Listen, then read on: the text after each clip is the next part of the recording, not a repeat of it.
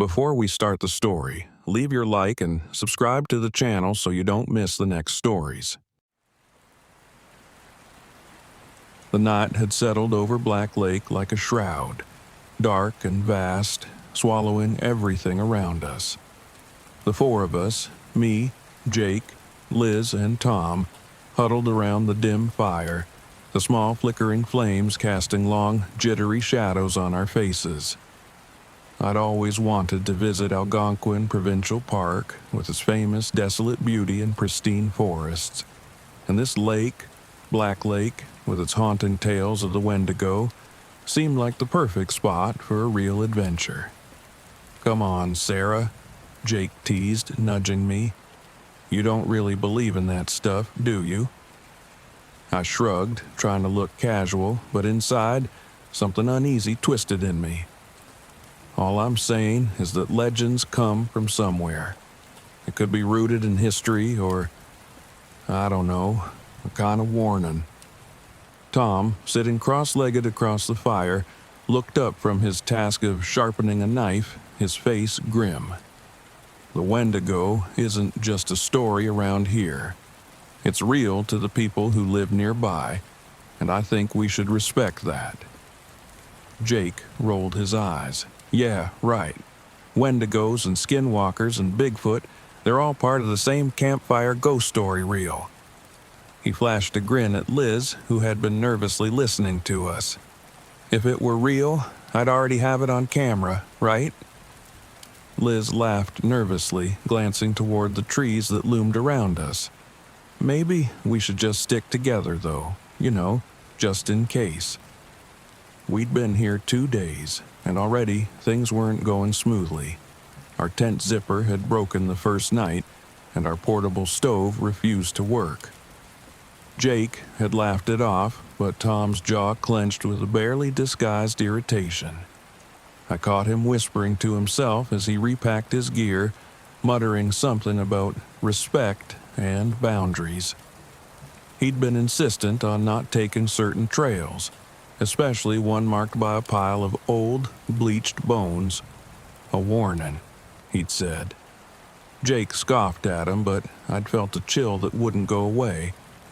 As the fire dwindled to embers, we grew silent, each lost in our own thoughts.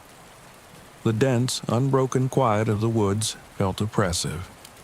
The night was too dark, the air too cold, the stillness too perfect. I'd come here craving a real wilderness experience, and now I couldn't shake the feeling that we weren't alone. The next night, it began. I was half asleep in the tent when I heard it, a voice, faint and pleading. "Help!" It was soft, drifting in the wind, barely more than a whisper. I sat up, straining to listen, wondering if one of the others was outside. "Jake? Liz? Tom?" I called quietly, poking my head out of the tent, but all I saw was darkness and the trees closing in on us. The voice came again, closer this time. "Help!" A chill swept through me. It was my voice. But I hadn't said anything. I backed away, breathing hard, then jolted when Jake stumbled out of his tent. "Did you hear that?" he whispered, eyes wide. I nodded, and we both stood there, listening, waiting. The voice called out again, my exact words repeated in the same rhythm. But there was something off about it. Something unnatural, like a recording slowed down just slightly.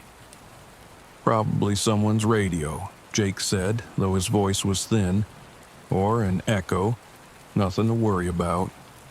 He ducked back into the tent, pulling his sleeping bag over his head. I didn't sleep a wink that night. The following morning, things got stranger. We found footprints. Long, deep prints in the soil around our campsite, like something with claws had circled us in the night. They were far too big to belong to any animal I knew of, too clawed to be human. Tom knelt by one of the prints, tracing the lines with his fingers. "This isn't good," he murmured, his voice tense. Liz shivered. What does that mean? Tom looked up, his eyes dark and serious. It means we're being hunted. Jake barked out a laugh. Oh, come on, Tom. A bear, maybe. Or you're just letting these spooky stories get to you. We'll be fine. He shrugged and slung his camera around his neck, brushing past Tom's concerns. But the chill in Tom's eyes didn't leave, and as the day wore on, I could feel his unease infecting the rest of us. That evening, as we sat around the fire again, Liz leaned over to me, her face pale. "Sarah, I had this dream last night. I was standing by the lake, and you were there, but your face was wrong. You kept calling me to come with you, but your voice, it was too deep, too hollow." "Just a nightmare," I said, though I felt a prickle of fear. She nodded, but her hands were trembling. That night, the voice returned. This time it was calling Liz's name, clear as a bell, just outside her tent. "Liz, come here. I need you." It was my voice again, identical, even down to the intonation. I scrambled out of my tent to see Liz stepping into the darkness, her eyes glazed, her arms hanging loose by her sides.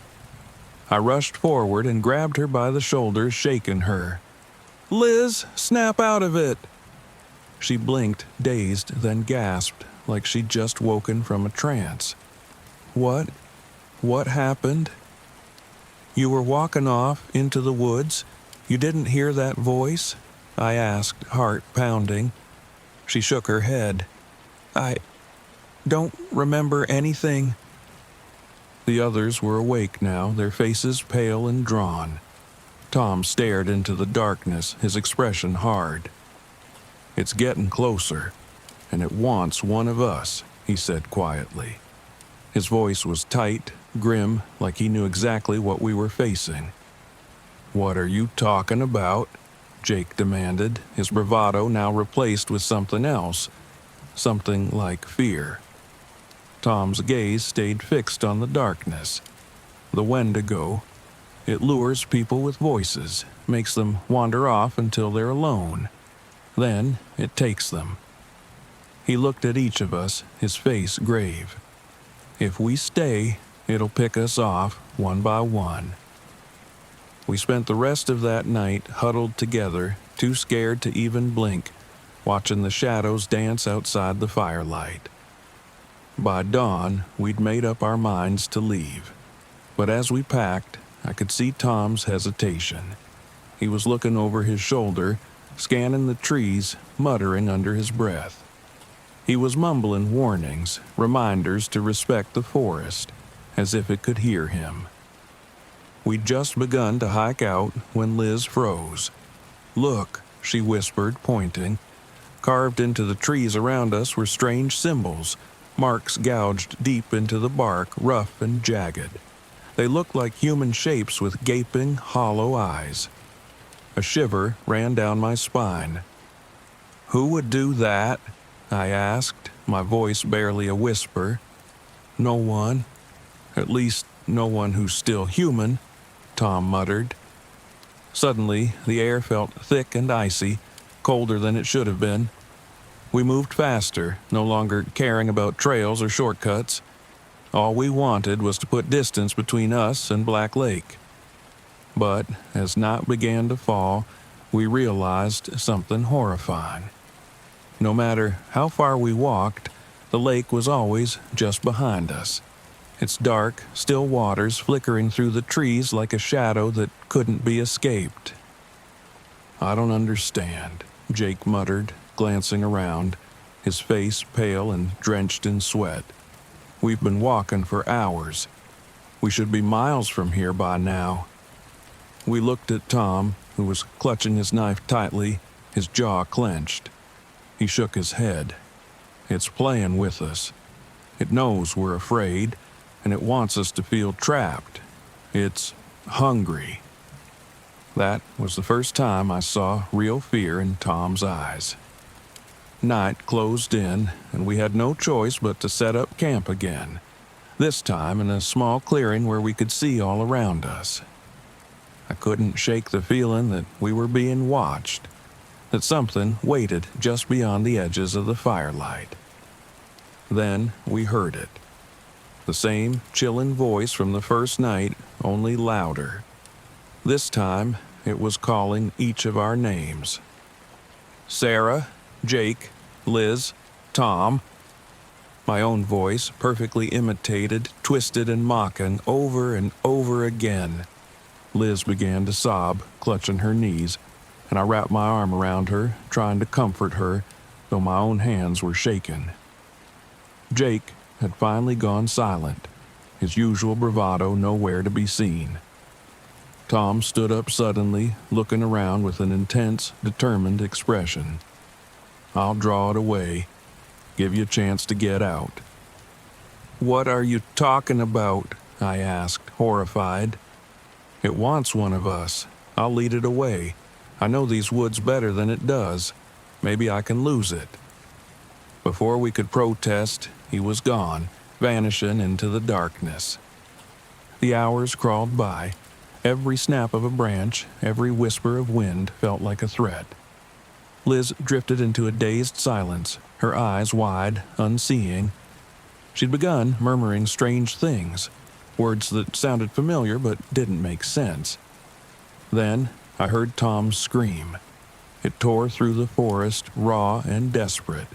My blood ran cold. We tried to hold on, to wait until dawn, but as the minutes passed, the silence became oppressive. And then, just outside the firelight, I saw it.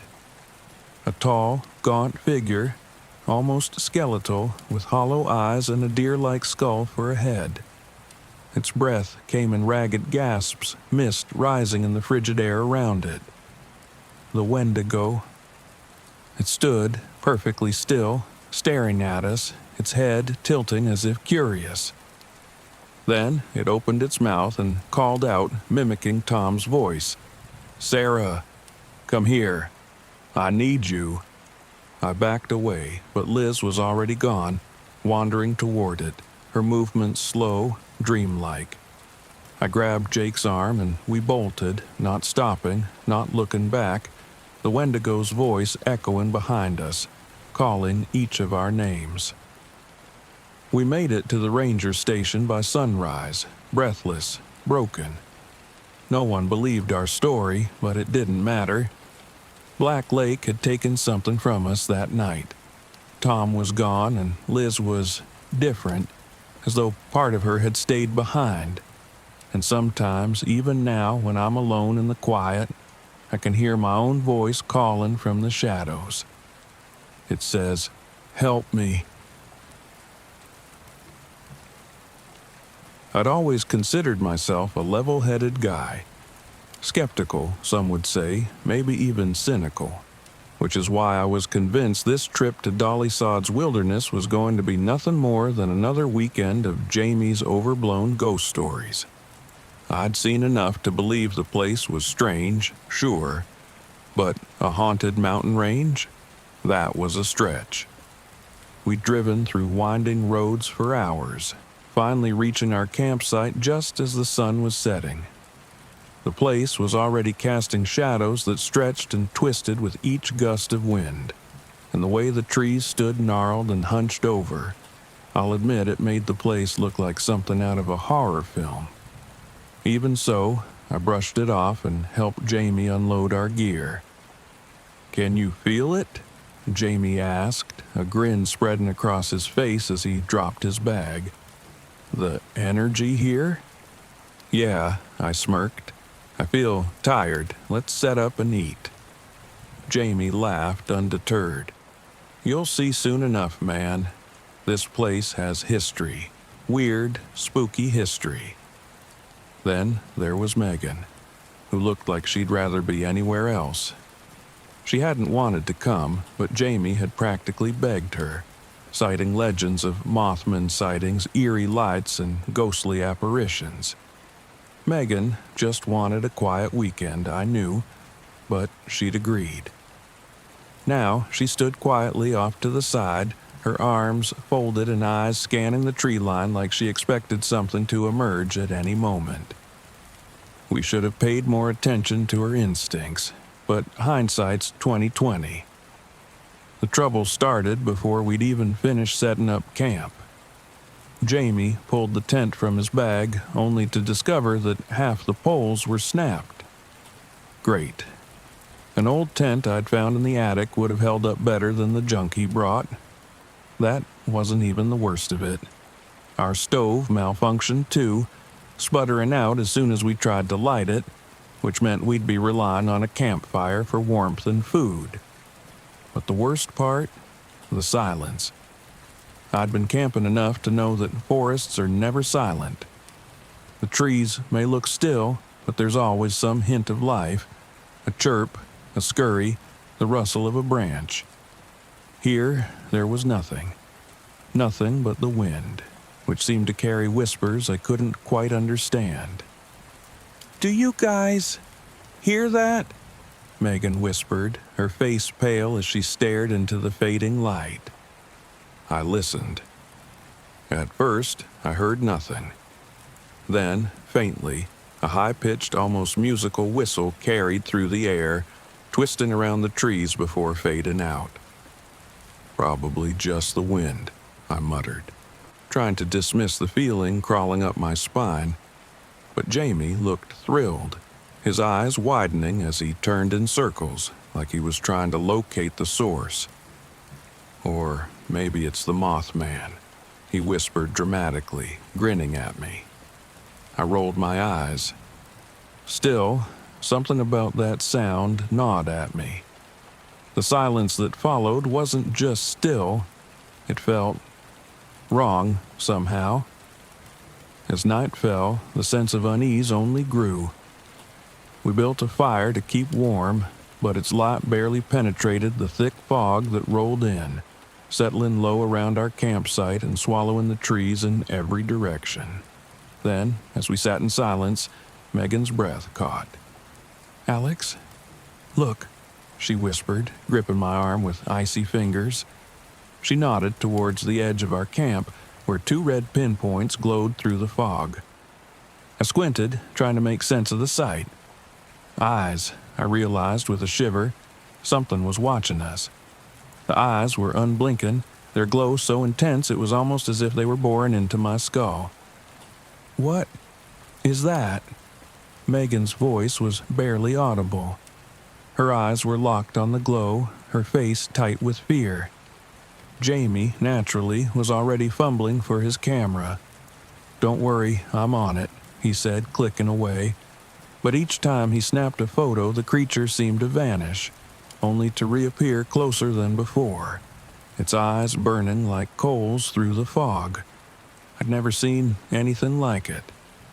Whatever was out there, it wasn't a bear or any animal I'd encountered. It had an intelligence in its gaze, a sharpness that cut through the night and straight to my core. "Let's just go inside the tent," Megan whispered, pulling me back toward the remnants of our broken shelter. Jamie protested, but eventually, even he followed, peeking out every few seconds, hoping to catch a glimpse of our visitor. As I lay there in the broken tent, trying to fall asleep, I kept hearing the same faint whistling from earlier. This time, though, it was closer, just outside. I squeezed my eyes shut, convincing myself it was just the wind. Morning brought no peace.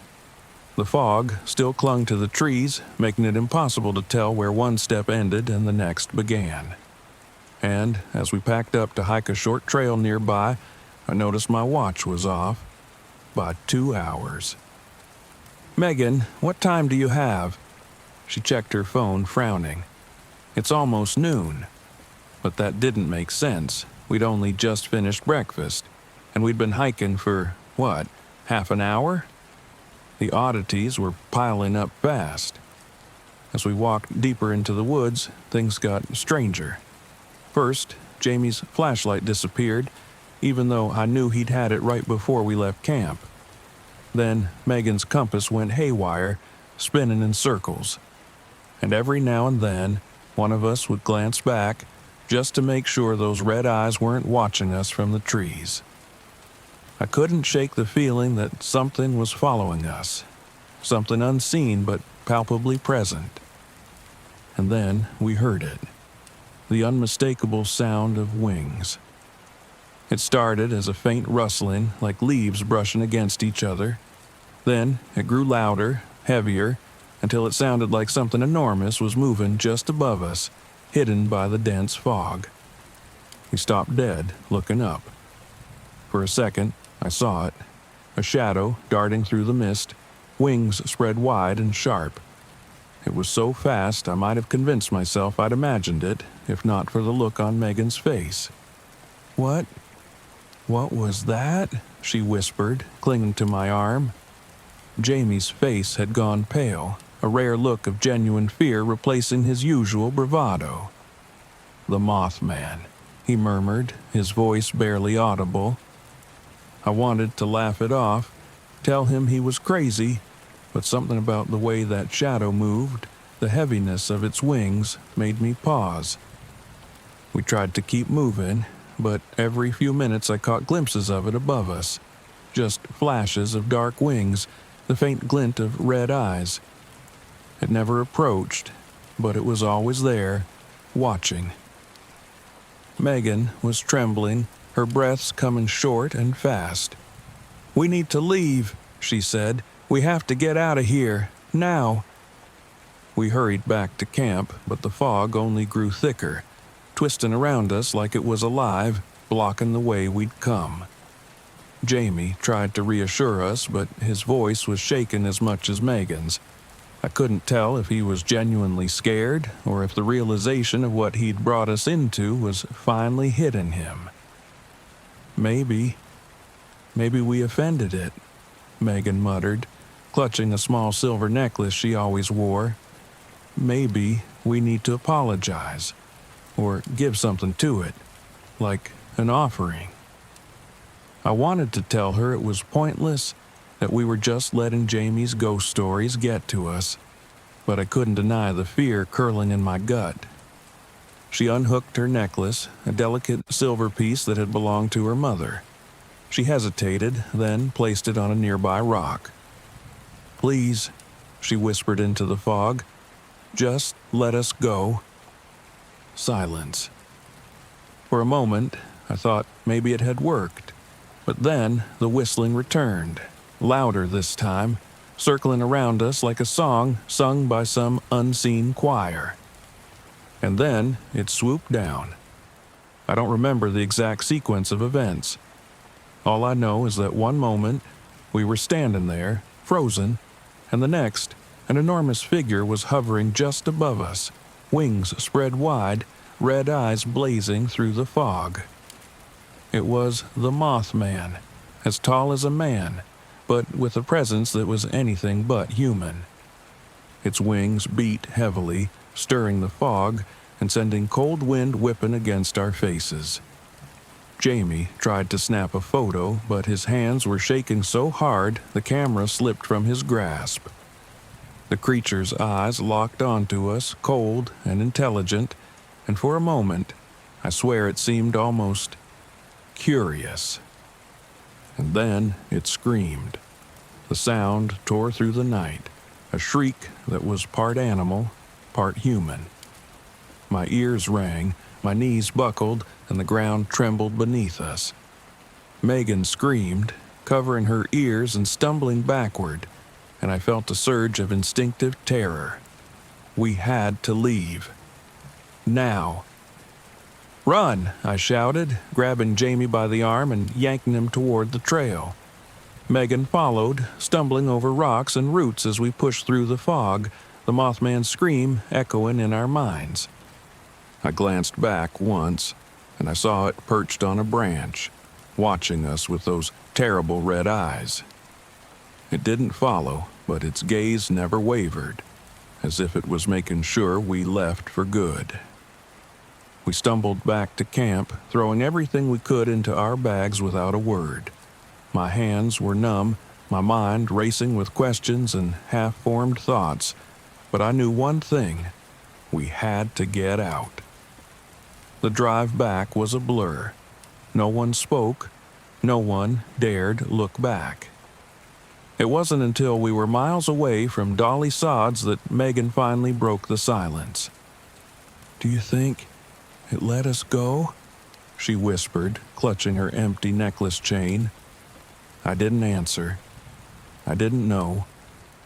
All I knew was that the creature had let us live and had watched us leave, but it didn't feel like mercy. That night, I tried to sleep, but every time I closed my eyes, I saw those red eyes staring back at me, heard that unearthly scream ringing in my ears. And as I lay in bed, staring at the ceiling, I thought I heard something, a faint rustling outside my window. I tried to ignore it, but when I glanced up, I swore I saw two glowing red eyes in the darkness, watching me. They say the mothman is a harbinger, a warning of disaster yet to come. And I couldn't shake the feeling that it hadn't just let us go. It had followed us home. The mountains looked peaceful enough as we pulled into the trailhead parking lot, the dark green treetops swaying gently in the breeze, the trail cutting a narrow, winding path into the wild. I could practically hear Marcus breathing in the fresh air beside me, his fingers tapping against the steering wheel. He'd been planning this trip for weeks, a 2-day escape from the noise of our lives. I wanted to believe him when he said it would be just what we need, though a few days without a hot shower and the comforts of civilization didn't sound like much of a fix for a strained relationship. Still, I'd come along, clinging to the hope that maybe the stillness of Blood Mountain would calm the anxiety simmering between us. "You ready, Lil?" Marcus asked, grinning in that boyish way he had, like nothing could go wrong. I forced a smile. "Yeah, let's go." The first day was gorgeous, I'll admit that. The October sun filtered through the trees as we hiked, casting a golden glow on the trail. Despite the usual aches and scrapes, the hike lifted my spirits, and even the tension between Marcus and me felt lighter. We set up camp near a rocky outcrop that overlooked the forest. From here, the trees rolled out in waves, nothing but wilderness stretching for miles. The first sign of trouble came as we set up the tent. I noticed the poles looked slightly bent, but Marcus waved it off, calling it rugged charm. He was always doing that, downplaying things. If I pointed out a flaw, he'd make a joke, brush it off like I was too sensitive or paranoid. I didn't say anything as he fumbled with the flashlight, which dimmed even though he'd insisted it had fresh batteries. I tried to convince myself it was all just bad luck. After setting up camp, we settled around a small fire as twilight settled in. I took out my camera, snapping a few photos of the forest fading into darkness, the light trickling out of the sky like ink spilled on paper. There was a strange beauty in it, a feeling of isolation that made you forget the rest of the world. But that isolation, in the creeping dark, began to feel less peaceful and more uneasy. It was then I noticed the shadows. At first, it seemed like an ordinary effect of the firelight dancing on the trees. But as I stared, the shadows took on a strange quality. They didn't move like the flickering flames suggested they should. Instead, they swayed slowly, as though with intent, the outlines twisting and stretching out of sync with the fire. "Marcus," I whispered, though I wasn't sure why I felt the need to lower my voice. "Hmm?" He didn't look up from poking at the fire. "Do you see that?" He glanced around, barely lifting his head. "What?" "The shadows. They're moving funny." He chuckled, shaking his head. "You're letting the dark get to you, babe?" It's just the fire. Maybe. I forced a laugh, but a chill crawled up my spine, settling under my skin like a warning. We eventually crawled into the tent, curling up in our sleeping bags. I lay awake, listening to the sounds of the forest, which seemed unnervingly silent now. Just as I was starting to drift off, I heard it.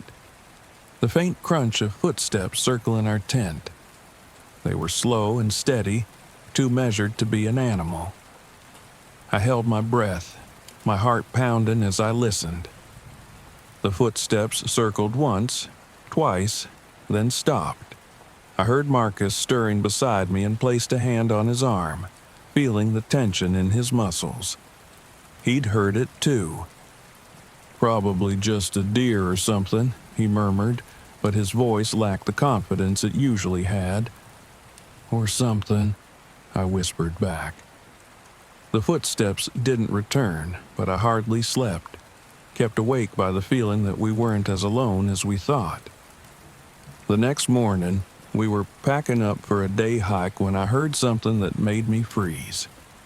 I was by the tent, tightening one of the cords, when I heard Marcus's voice, clear and unmistakable, calling my name from the trees. "Lily! Lily!"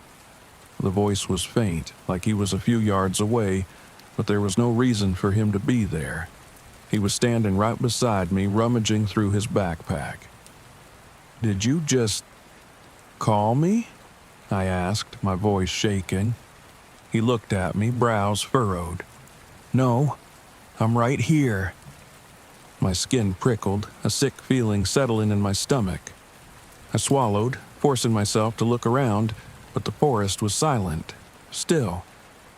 It had sounded just like him, though. Too close, too real. When I told him, he dismissed it, calling it an echo or maybe just my imagination. I tried to shake it off, to ignore the cold feeling of dread creeping up my spine. As dusk began to settle over the mountain that evening, the shadows returned, stronger, thicker, gathering just beyond the edge of our firelight. This time, Marcus saw it too. He went quiet, staring into the trees, his usual bravado gone. "Do you think it's a person?" I whispered. "Not likely. No one else is supposed to be here, and we'd have seen another campsite or heard something." We sat in silence, watching as the shadows twisted and shifted, almost like they were alive. My heart was pounding, and even Marcus's hand felt clammy as I gripped it. Every instinct I had screamed that we should leave, but the thought of stumbling through the dark, deeper into the unknown, terrified me even more. When we finally crawled into the tent, the shadows closed in, pressing against the fabric, brushing up against the walls with a whispering sound, like dry leaves skittering across the ground. I held Marcus's hand tightly, trying to convince myself it was just the wind, but it sounded too deliberate. And then I saw it.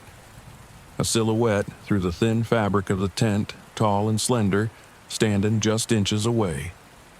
Its form was almost human, but wrong, too elongated, with limbs that stretched out and then faded back into the shadows. I held my breath, praying it wouldn't notice us, wouldn't rip through the fabric and pull us out into the night.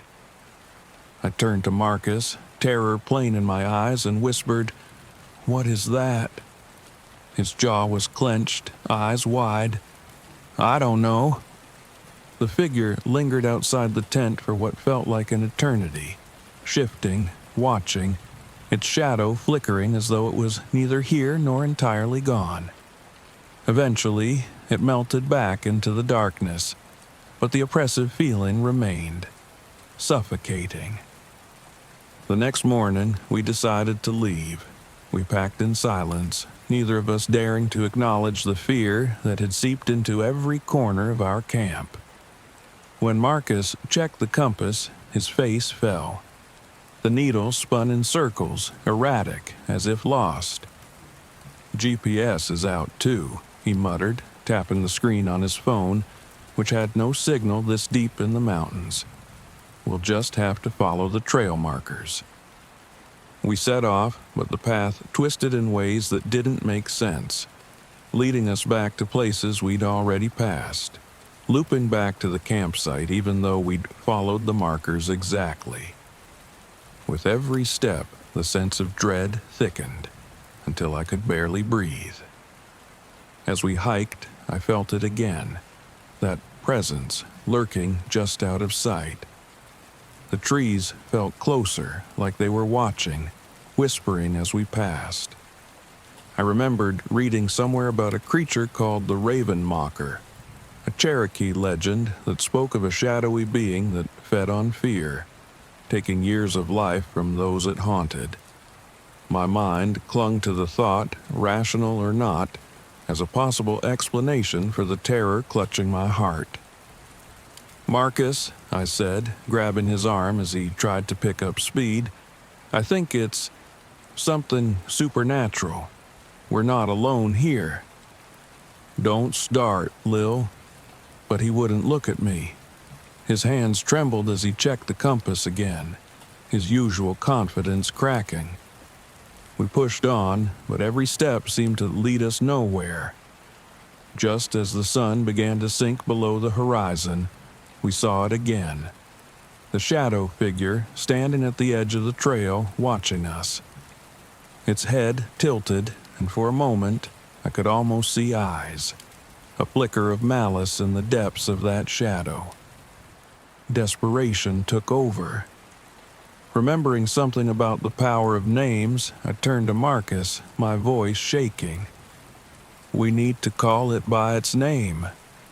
I read somewhere that you can weaken these things if you name them." His face was pale, fear etched into every line. "You're serious?" "What else do we have?" I whispered, my voice breaking. "We call it the Raven Mocker. Tell it to leave us alone." Together, our voices wavered as we shouted into the trees, calling it by name, demanding it leave. For a moment, there was only silence, the stillness of the forest holding its breath. Then, a shrill, inhuman cry filled the air, slicing through the quiet, reverberating through the trees. The shadow twisted, growing larger, darker, before lunging toward us. We ran, stumbling, our packs forgotten as we sprinted down the trail. The creature's cries echoed behind us, filling the night, closer with each step. My lungs burned and my legs ached, but I kept running, refusing to look back, knowing that whatever I saw would only feed the terror already consuming me. After what felt like hours, we broke through the trees, emerging onto the ridge where the forest thinned. The oppressive weight of the presence lifted slightly, the creature's cries fading into the distance. Finally, we collapsed onto the ground, gasping for air, the weight of what we'd encountered settling over us like a shroud. We'd made it. Barely. As we stumbled back to the ranger station, I glanced over my shoulder just once to see the shadows gathering at the edge of the forest, watching, waiting. The Raven Mocker had taken something from us. I knew that much. A piece of our lives we'd never get back. Marcus and I never spoke of it again. But at night, in the silence of our darkened apartment, I could still hear the faint, haunting cry of the creature that had stalked us on Blood Mountain, a reminder of the terror that would linger with me forever. They tell you that nature is healing. That's what I was after, wasn't it? Some sort of healing, a retreat. But Shenandoah wasn't the kind of place you went to be healed, not in the way I'd expected.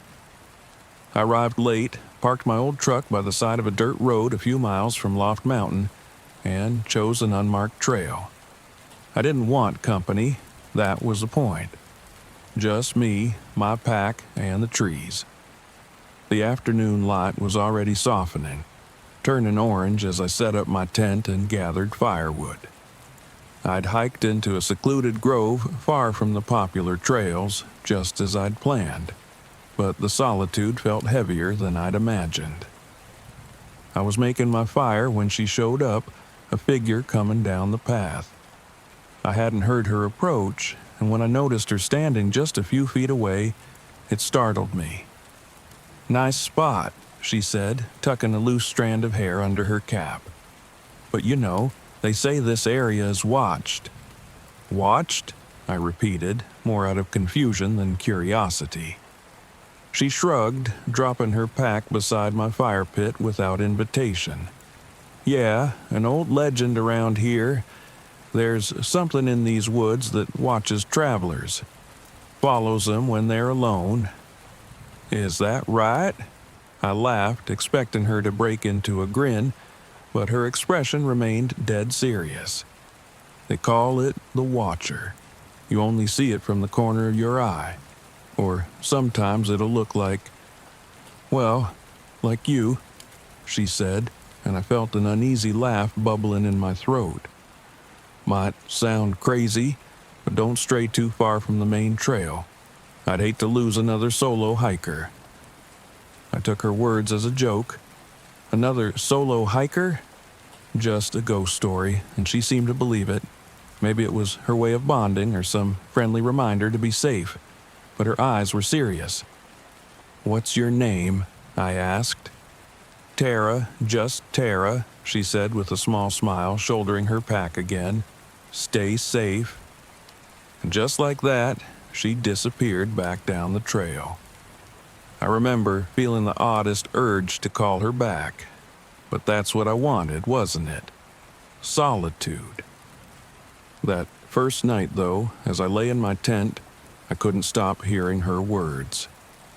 And that was when the strange things started. Around midnight, I was woken by a scratching sound, like twigs snapping underfoot. I sat up, shivering, and listened. The wind was stirring the branches, and I told myself that's all it was. But then I heard a whisper. My name. It was barely there, almost like the wind itself, but I know it said Mike. I slipped out of my tent and checked the perimeter. There was no one around, just the sway of trees, the crackle of leaves. Yet, a distinct sensation of being watched prickled at the back of my neck, making me feel exposed, though I couldn't pinpoint why. I barely slept that night, jerking awake at every faint sound.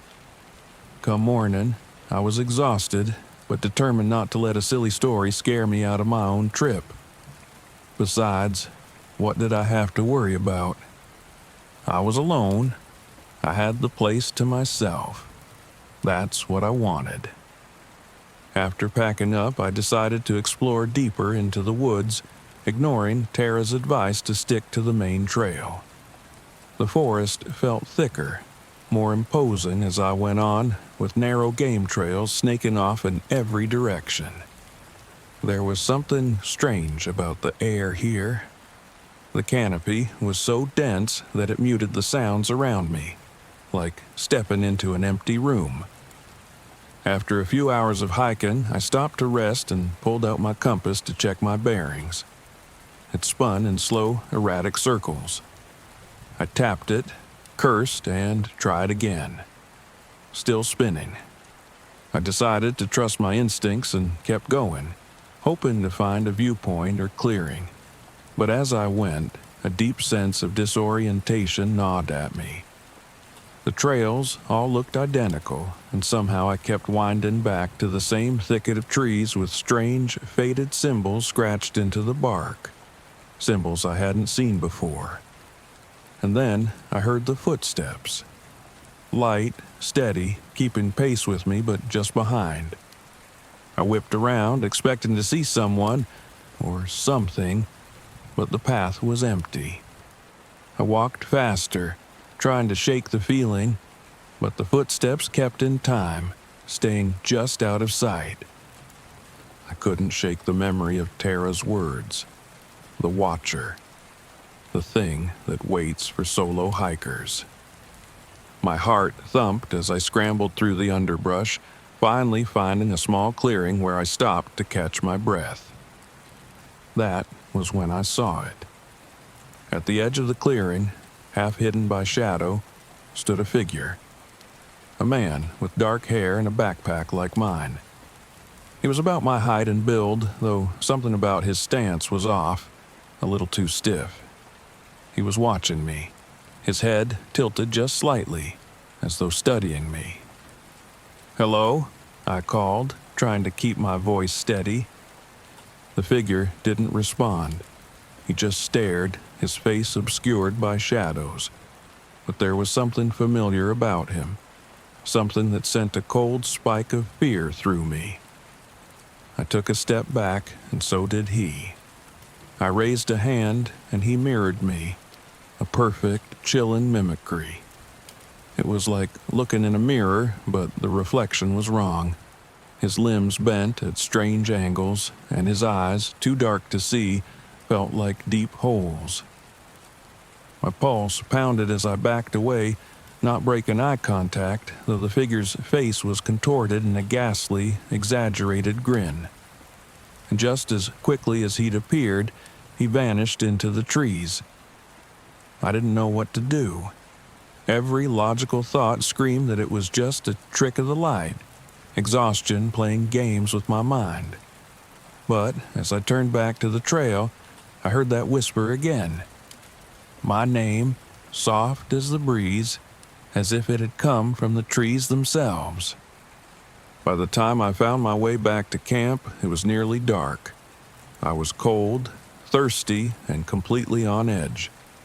The first thing I did was grab my flashlight to check it, but the batteries had drained. My GPS, too, wouldn't turn on. It was like everything was conspiring to keep me here. With no choice but to wait out the night, I set up a small fire and sat by it, trying to convince myself that I was safe. But no matter how hard I tried, I couldn't shake the sense that I wasn't alone. As the night stretched on, I saw him again. This time, he stood just outside the firelight. His face was in clear view now, my face, but hollow with an unnatural gleam in his eyes. And that grotesque grin stretched too wide like a caricature of a smile. He took a step closer, then another. I clutched my pocket knife, feeling as though I was gripping my last shred of sanity. "What do you want?" I shouted, my voice cracking.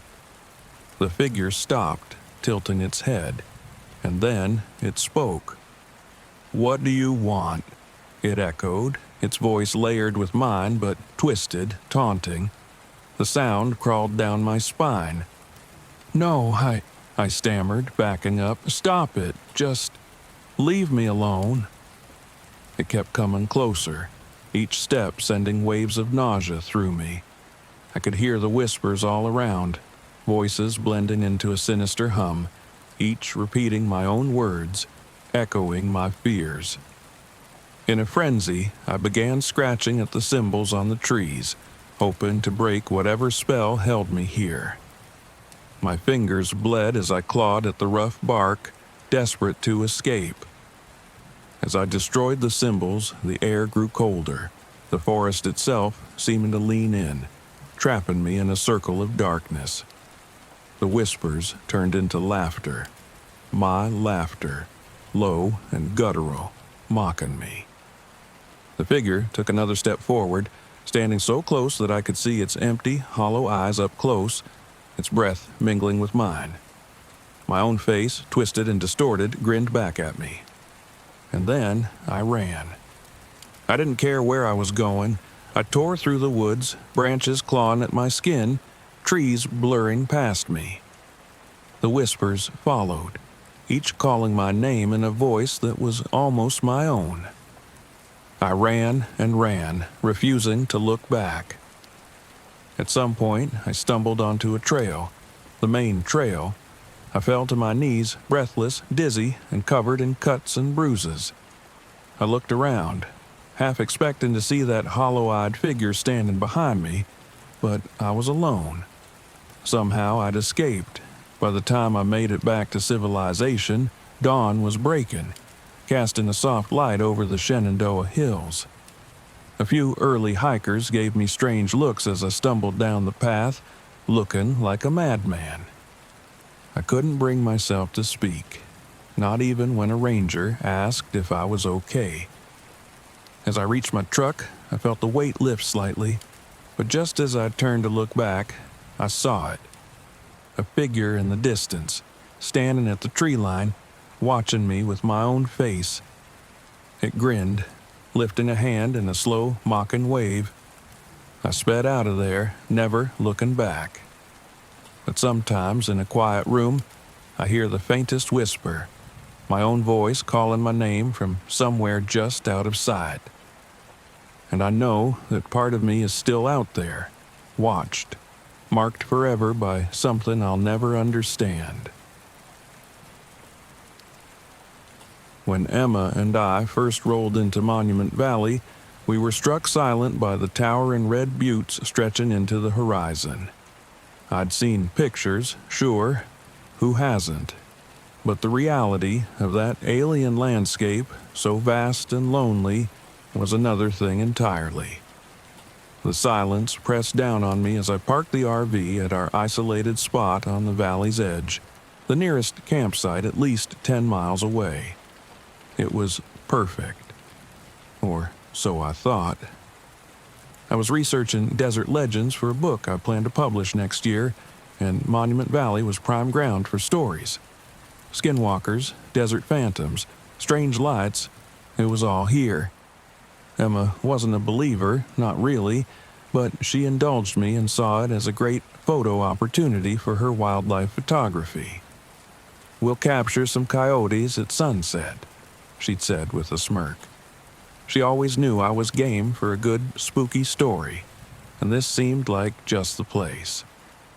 We were alone in the middle of nowhere, surrounded by sandstone towers that looked almost alive in the twilight. The sun was dipping low, and the chill of the desert night was beginning to settle over us as Emma stepped outside, camera in hand.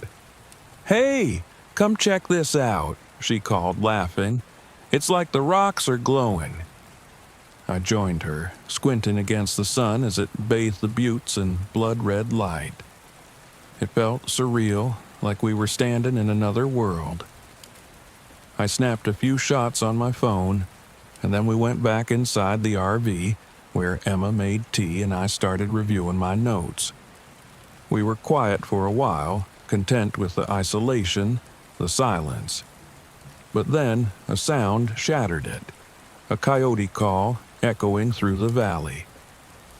"That's close," Emma said, her voice tinged with excitement. "Could be perfect for photos." The howl came again, but something about it was off. It was too long, too high-pitched, almost like a person trying to imitate a coyote. I felt a chill settle into my bones, one I shrugged off as I saw Emma smiling at me. "Just sounds like an animal," I muttered, more to convince myself than her. But she was already slipping outside, camera in hand, chasing the sound. After a few minutes, she came back in, frowning. "James, you should see this." She held up her camera, showing me a photo she'd just taken. There was a faint blur in the shot, like someone, or something, was moving fast just outside the frame. But the strangest part was the color of the blur. It was the same exact shade as my shirt. I forced a laugh, trying to ease her nerves. Probably just the wind or some dust blowing by. "Right," she murmured, though her brow was creased. "Probably." We both decided to ignore it, writing it off as a glitch. But the rest of the evening, Emma was jumpy. I'd catch her glancing out the window, eyes narrowed as if she were watching for something. By the time the sun had dipped fully below the horizon, the unease had begun to creep into my skin too. Then, at some point past midnight, Emma nudged me awake. "James," she whispered, barely audible, "do you hear that?" I sat up, rubbing my eyes. Outside, in the distance, was the same strange howl, but this time, it was closer. And then I heard my own voice, clear as day, echoing from somewhere outside the RV. "Emma!" Emma's face went white. "What the hell? Are you trying to mess with me?" I shook my head, feeling the hair rise on the back of my neck. My voice called again, only this time it was fainter, fading into the darkness. "Stay here," I whispered, grabbing a flashlight. I opened the door to the RV and shone it around, sweeping it over the sand, the bushes, and the shadows. Nothing but stillness. "Did you see anything?" Emma asked when I climbed back in. "No, nothing," I lied. I'd seen footprints, bare, human-looking, pressed deep into the red earth, and too large to belong to Emma or me. But I didn't want to frighten her. The next morning, we decided to go on a short hike to clear our heads. As we walked, we found odd things strewn along the trail. Small, old toys, shoes, tiny ragged bits of clothing, all dusty and faded, blending into the desert sand. Emma was unnerved, and I couldn't blame her. "James, why's all this stuff out here?" she asked, her voice quiet. "Probably just junk left by other campers," I said, though I didn't quite believe it. I'd read stories of people vanishing from Monument Valley, leaving behind nothing but strange collections of belongings. They were old legends, warnings not to wander off into the wilderness alone. When we returned to the RV, Emma flipped through her camera, studying the strange blurs that had appeared in her photos. I busied myself with my laptop, pretending to work, but my mind kept drifting back to those bare footprints, and the way I'd heard my own voice last night, drifting out there in the darkness. Later that afternoon, as Emma took more photos outside, I heard her voice again. She was calling my name, calm and cheerful. But I was staring right at her through the window, and she was silent, focused on her camera. My heart skipped a beat. I opened the door, peering around the RV, but there was no one there. No sign of anything that could have made the sound. "Emma," I called, trying to keep my voice steady, "come inside." She joined me, and I didn't tell her what I'd just heard. I figured maybe it was exhaustion, but that night, as we lay in the cramped bed, a sense of dread pressed down on me. Something was wrong. I could feel it, like static in the air, thickening as the night deepened. Then it happened. Just before dawn, Emma shook me awake, her eyes wide and wild. "James, I just saw you outside," she whispered. I bolted upright, cold sweat prickling my skin. "What do you mean?" "You were standing out there by the rocks, staring at the RV." Her voice was barely more than a whisper, but I turned around, and you were here, right beside me. I felt a sick twist in my stomach, realizing that what we were dealing with was something far beyond pranks or exhaustion. There was a legend in these parts, a creature that could take on the form of a person or an animal and mimic voices. They called it a skinwalker. "Emma," I said slowly, my voice shaking, "we need to leave. Now." We scrambled to pack, shoving our belongings into bags with trembling hands. But when I went to start the RV, the engine sputtered and died. I tried again, pressing harder on the ignition, but the same result. The RV refused to start, as if something were holding us here, keeping us trapped. And then I heard it again, Emma's voice laughing softly. I turned, expecting to see her behind me, but she was inside the RV, standing by the window, staring out at something in the distance. I followed her gaze, and that's when I saw it. A figure, standing about 100 feet away, just barely illuminated by the rising sun. It looked like Emma, her shape, her stance, even her favorite jacket. But something was wrong. Its arms were too long, its stance unnatural, a mockery of a human posture. It tilted its head in our direction, and I could have sworn I saw a glimmer of sharp teeth as it grinned. "It's you," Emma whispered. Her voice was trembling, but there was something hard in her eyes. "It's pretending to be you." I grabbed her arm and pulled her back away from the window. "Don't look at it." But as I turned, I saw a face at the window, my own face, twisted into a monstrous smile. It mouthed words that I couldn't hear but seemed to understand. "Come outside." I felt like I was splitting in half, like my mind was slipping away, torn between two conflicting realities. But Emma grabbed my hand, grounding me, and I realized that if we stayed here, whatever that thing was, it would take us. Together, we huddled in the RV, not daring to move or even breathe too loudly. I could feel the creature circling us, its shadow shifting through the windows, scratching lightly at the sides of the RV as it tested our fear. And then, just as quickly as it had begun, the sounds stopped. The shadows disappeared, and the morning light filtered in. For a long time, we stayed frozen, too terrified to move. But eventually, we crept outside, hearts pounding. The creature was gone, and somehow the RV started without a hitch. We drove out of that valley faster than I'd ever driven before, neither of us daring to look back.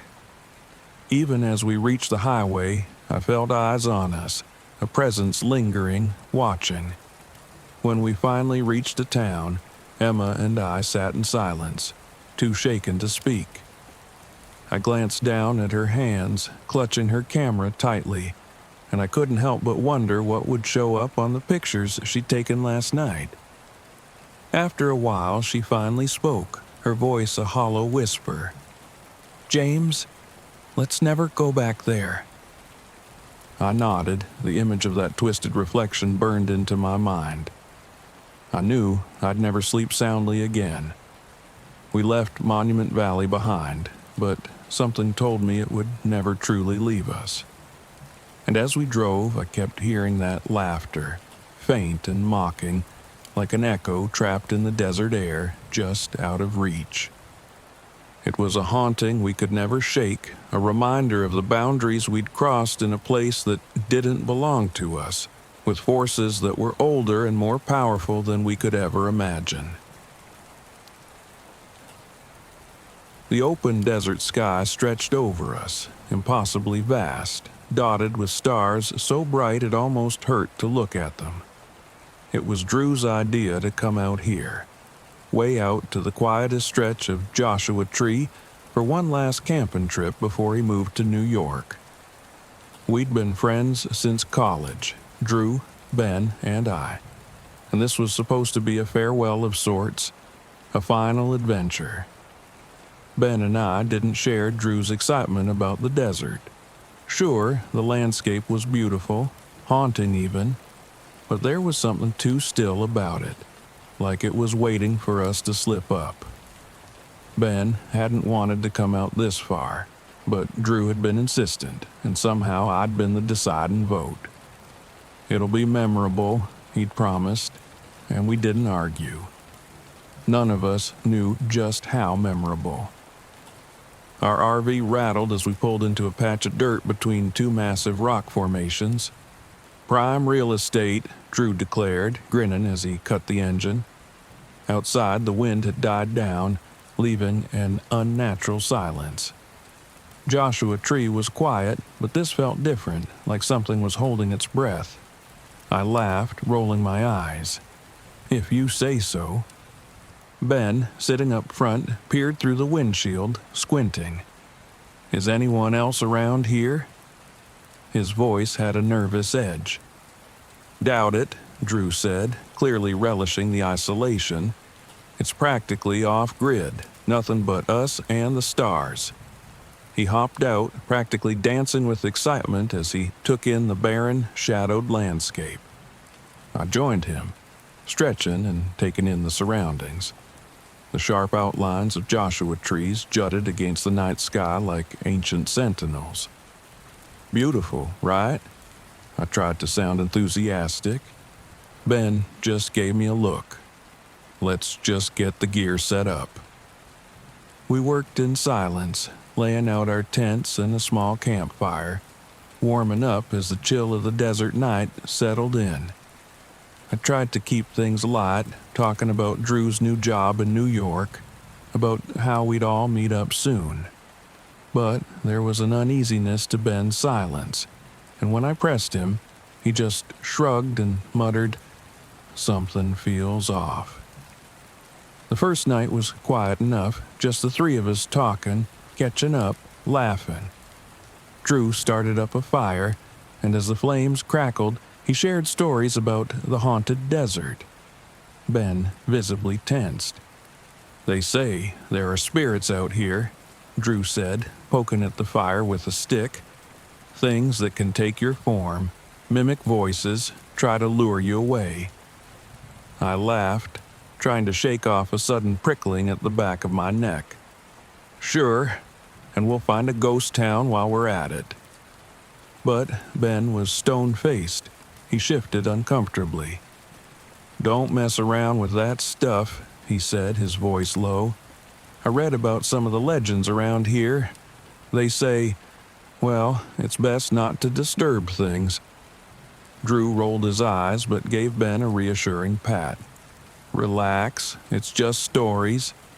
Besides, it's our last trip together. We're here to make memories. Ben didn't say anything. He just kept looking over his shoulder, as if he expected something to be lurking in the shadows. The next day, we went hiking, scrambling up the rocks, getting scratches and bruises, taking photos to remember the day by. We found a hidden petroglyph carved into a rock, an eerie, elongated figure with hollow eyes and clawed hands. Ben recoiled immediately, looking pale. I don't like this, he muttered, refusing to even take a picture. Let's go back. Drew just laughed it off, patting him on the back. It's just an old carving, man, nothing to worry about. By the time we made it back to the RV, the sun was starting to dip behind the hills. The temperature plummeted with it, the cold creeping up our sleeves. Ben glanced back as we walked, eyeing the petroglyph as if it might come to life and follow us. We built another fire that night, and this time Drew dug into his bag and pulled out a bottle of whiskey, passing it around. I felt the warmth settle in, and we started laughing again, the earlier tension slipping away. The silence of the desert seemed less ominous, more like a comfortable blanket, until we heard the laughter. It started as a faint chuckle, like someone laughing just out of earshot. At first, I thought it was one of us, maybe Ben, trying to lighten the mood, but then it came again, closer, more insistent. Drew and I exchanged glances, and Ben's eyes widened. He looked around, scanning the darkness, but we saw nothing.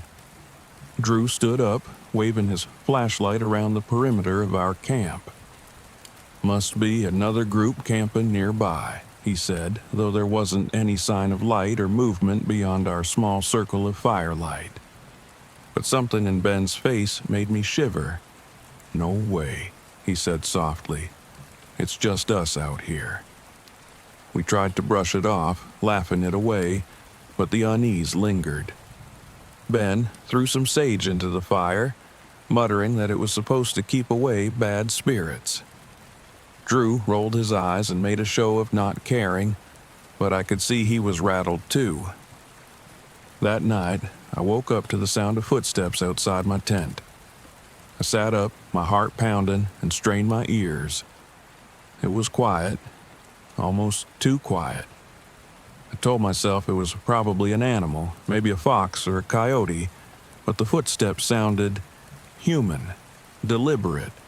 I heard Ben's voice, hushed, as if he was talking to someone. "Who's there?" he whispered, but there was no reply. I could barely make out his silhouette through the tent walls, his shadow stretching unnaturally, warped by the faint light from our dying fire. I called out, "Ben, you okay?" He didn't answer, and I could hear his footsteps retreating, heading away from the camp. I grabbed my flashlight and unzipped my tent, stepping out into the cold night air. The desert was pitch black, every shape twisted and strange in the shadows. Ben was standing a few feet away, staring at something in the distance, his face pale as a ghost. "Eli," he said quietly, "I heard someone calling my name." I felt a chill go down my spine. "There's no one out here but us." Ben shook his head, eyes wide. "No, I swear, it was your voice. It sounded just like you."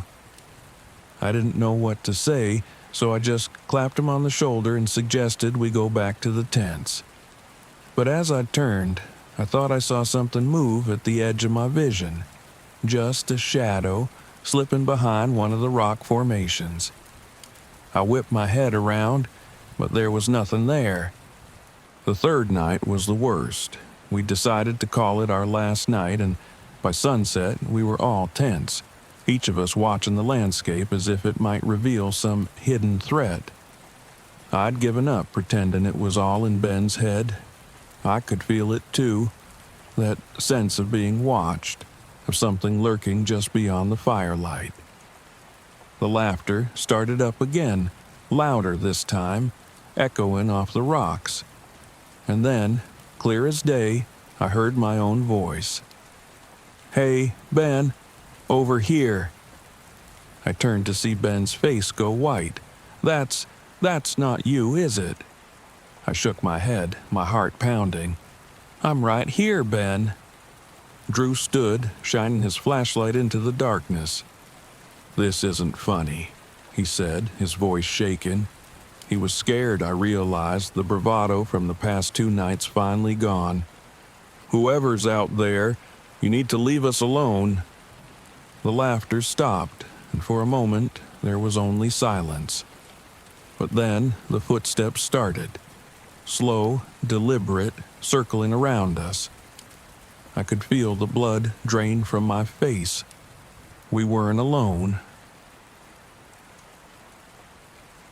They say you can feel it when you're being watched.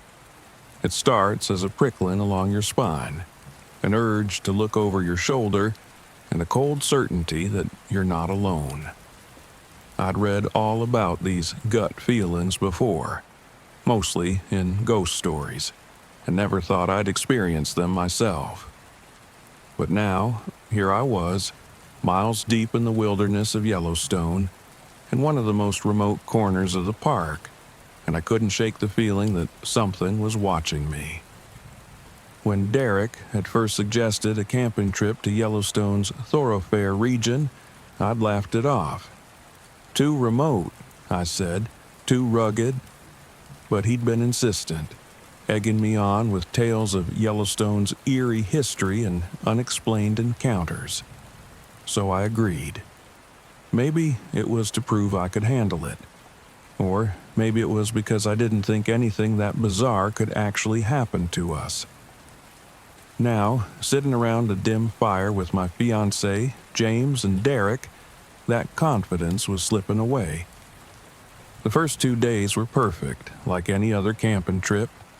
The thorofare was beautiful in early autumn, the trees a mix of green and yellow, stretching up to meet the sky.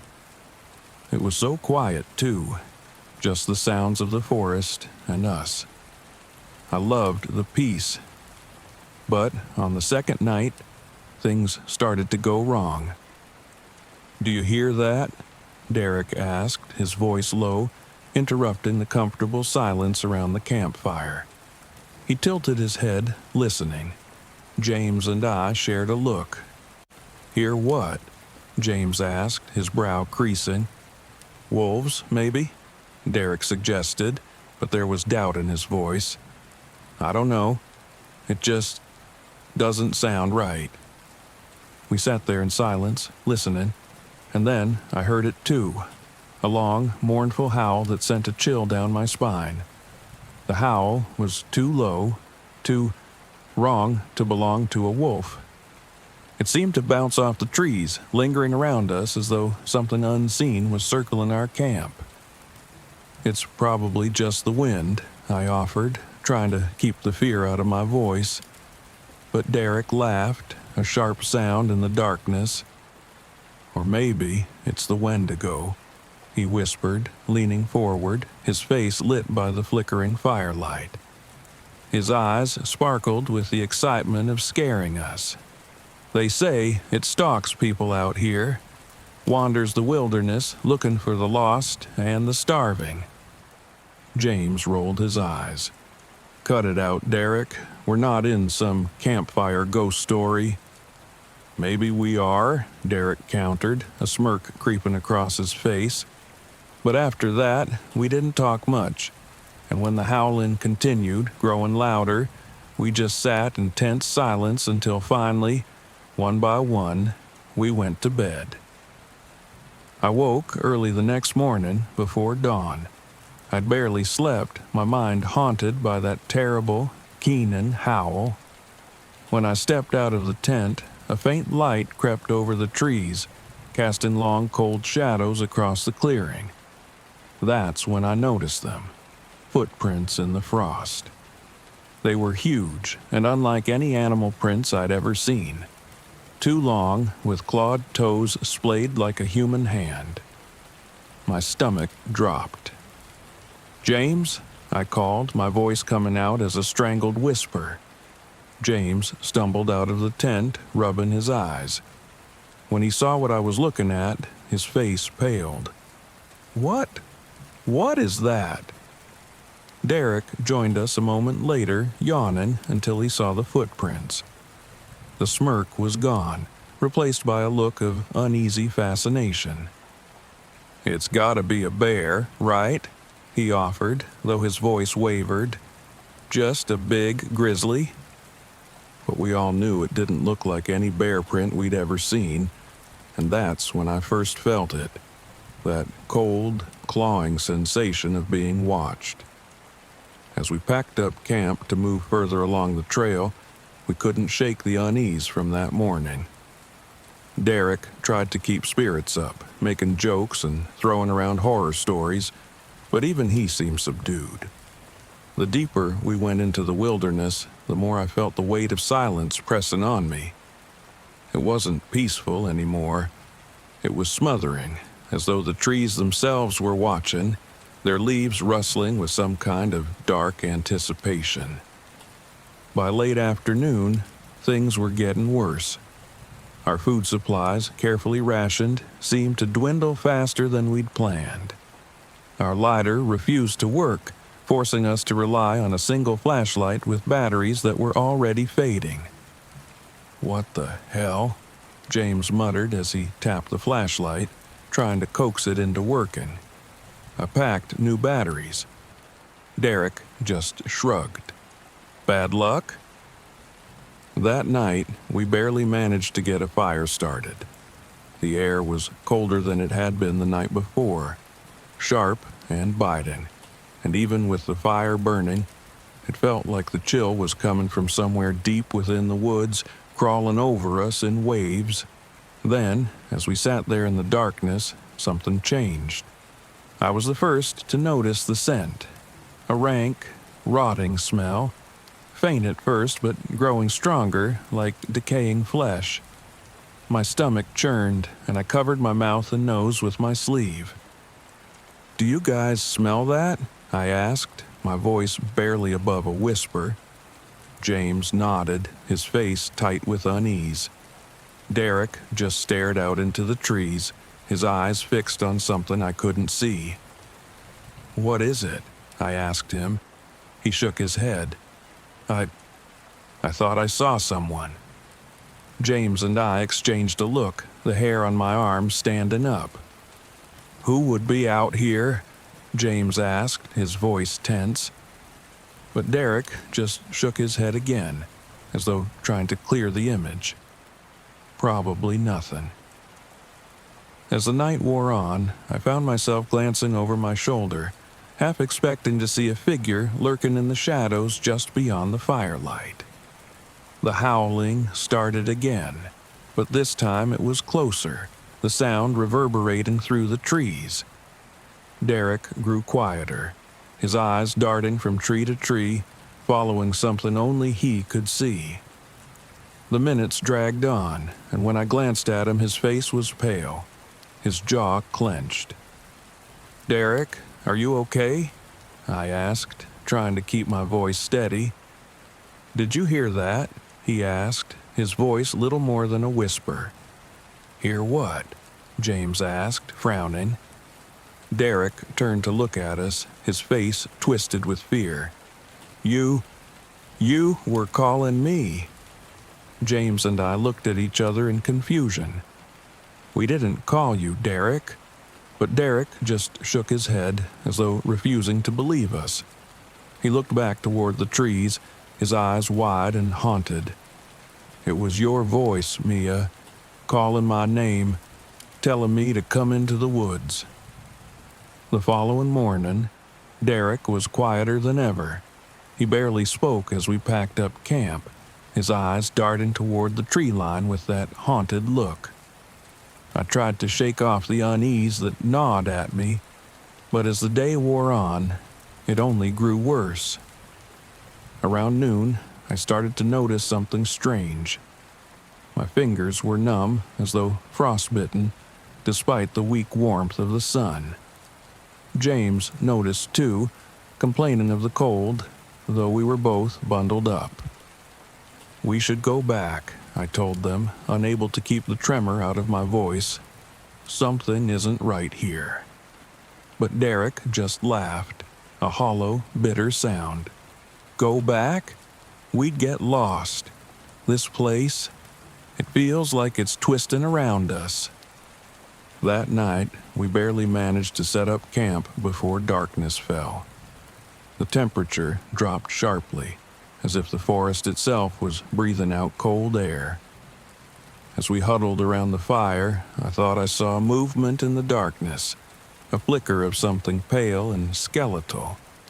I squinted, trying to focus, but it was gone before I could get a good look. James leaned closer to me, his hand gripping mine. "I don't like this, Mia. I don't know what's out there, but I don't think it wants us here." Derek was shivering, his gaze fixed on the trees. "Do you think it's him?" he whispered, his voice trembling. "Who?" I asked. "The wendigo," Derek said, his voice a low hiss. "They say it wanders the wilderness, searching for the lost and the hungry. They say it brings the cold with it, to weaken you, to make you vulnerable." "Derek, stop!" James snapped, his voice laced with fear. "This isn't funny." But Derek didn't smile. He just stared out into the darkness, his face ashen. Later that night, as I drifted into a fitful sleep, I was jolted awake by a sound. A low growl, so close it felt like it was right next to my ear. I sat up, heart pounding, and looked around. James was still asleep, but Derek was gone. "Derek?" I whispered, my voice shaking. Silence. And then I heard it. His voice, calling from somewhere deep in the trees. "Mia, I'm lost. Help me." The voice was wrong, distorted, as though coming through a crackling radio. But I could tell it was his. I shook James awake, trying to keep my voice steady. "James, Derek's gone. I I think he's in trouble." James sat up, rubbing his eyes, and when he saw my face, his expression hardened. "Stay here," he whispered, gripping my hand tightly. "I'll find him." But I couldn't let him go alone. We grabbed the flashlight, the weak beam cutting through the darkness as we stumbled into the trees. The smell was back, stronger than ever, wrapping around us like a suffocating blanket. And then we saw him. Derek was standing a few yards away, his back to us, staring into the shadows. His arms hung limp at his sides and his skin was pale, almost gray. "Derek?" I called, my voice barely above a whisper. He didn't respond. Then, slowly, he turned to face us. His eyes were wide, unblinking, and his mouth hung open in a silent scream. And just beyond him, in the shadows, I saw it. The Wendigo. It was tall, emaciated, its skin stretched tight over its skeletal frame, its eyes burning with a cold, hollow light. It let out a low growl, and Derek took a step toward us, his movements jerky, unnatural. "Run," I whispered to James, grabbing his hand. We turned and fled, the sound of footsteps pounding behind us, closer and closer, until all I could hear was the roar of my own heartbeat. We reached the ranger station just before dawn, breathless and shaken. Derek was gone, lost to whatever creature had claimed him in the woods. But as we staggered inside, feeling the warmth of the fire and the safety of four walls around us, I couldn't shake the feeling that the Wendigo's hunger had left a mark on us too. And sometimes, when I'm alone in the quiet of my own home, I swear I can still hear Derek's voice calling my name from somewhere far, far away.